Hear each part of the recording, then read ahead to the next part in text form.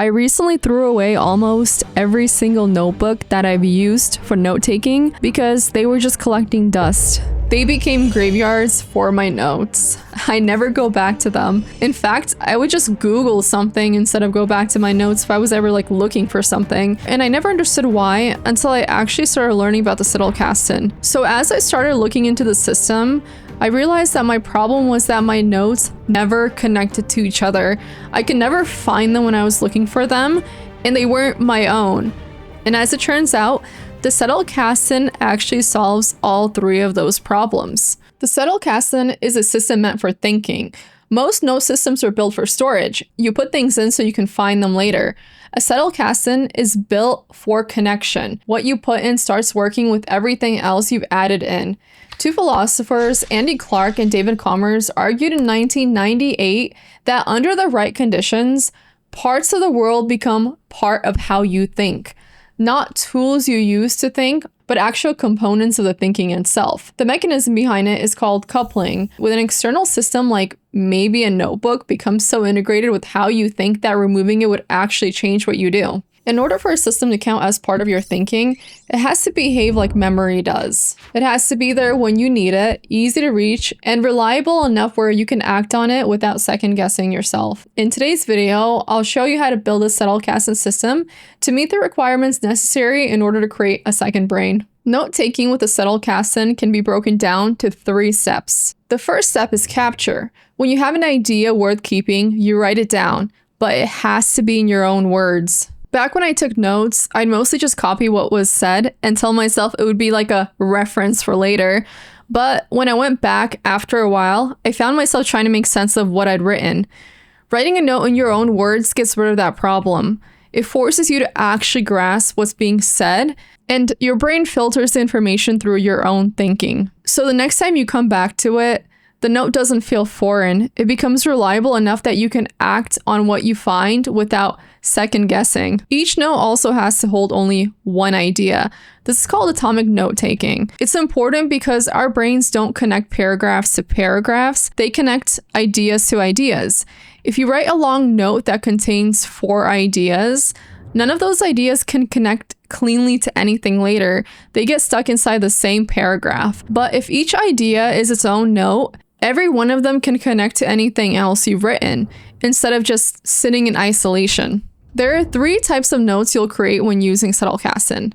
The first type is the fleeting note. A fleeting note is like a placeholder. Like when you're reading a book, you just write a little note on the side of something that you want to come back to later. Maybe something you don't completely understand, but don't want to look into just yet. You just capture them anywhere convenient, just so you don't lose it. They're temporary and processed notes that you either later decide to process or just completely get rid of. The second type is a literature note. When you're reading a book, watching a video, listening to a podcast, anytime you're consuming a source, a literature note captures what that source said in your own words. These are reference materials, like definitions, summaries, and arguments. They're processed just enough to where you understand them. They live separately from Zettelkasten, organized by source or topic, so you can come back to them when you need to know what someone said about something. The third one is the permanent note. This is the one that actually goes into Zettelkasten and will be used to make connections. A permanent note is your own thinking. It's not what the book said, it's what you think after engaging with what the book said. Fleeting and literature notes exist to support the permanent note.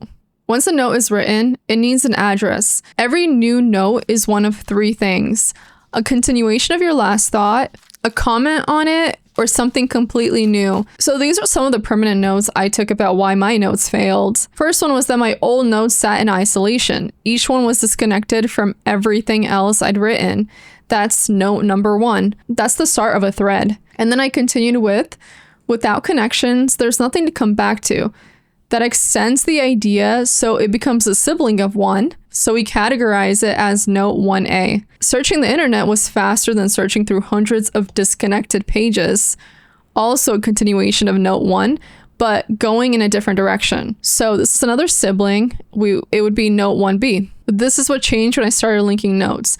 That's a comment specifically about 1A, saying something about that one note instead of just continuing the broader thread. So it becomes 1A1. Continuations go sideways and comments go deeper. New ideas start their own thread. What the addresses do is preserve the path your mind actually took. The third step is linking the notes to others in your system. Linking is what turns a connection of notes into a network. Without links, a Zettelkasten is just a folder of disconnected ideas.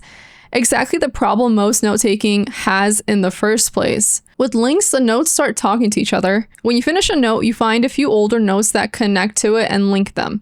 Not every possible connection, just like the ones that genuinely matter. 2 or 3 is usually enough. The important part is that you do it right away. The connections are the most clear right after you've written it. And links go both ways. When you connect a new note to an older one, the older note records the connection back. 6 months from now, when you open that older note, you'll see everything that's connected to it since, including notes you'd forgotten that you wrote. That's what makes the network grow, specifically connections between them. So now that you know how to add that information, you need to know how to get it out when you need it. It can get pretty confusing to find what you're looking for a year after you wrote it. So there are 3 main ways to search in a Zettelkasten. The first is traversal, following links from one to another. Most of the time, you're not searching for a specific thing, you're working on something, like writing, thinking through a problem, and you open a note that is relevant. That note has links to other notes. You follow one, that note has some links, including some pointing back to the notes you've forgotten you wrote. This is how unplanned connections surface. You weren't really looking for them, the network put them in front of you because they were already connected. Secondly, you can create structured notes. Notes you build as the system grows that act like a table of contents for a topic. A structured note doesn't hold information itself. It holds links to the most important notes in a topic area, organized in a way that gives you a clean entry point.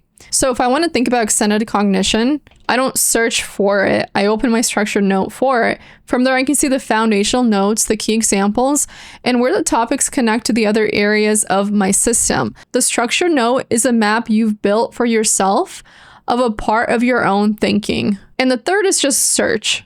It's like the fallback when you know exactly what you need and you need it right away. Search assumes that you can name what you're looking for. The Zettelkasten was originally built on paper. Niklas Luhmann, the German sociologist who developed the system, kept his on index cards in a wooden box.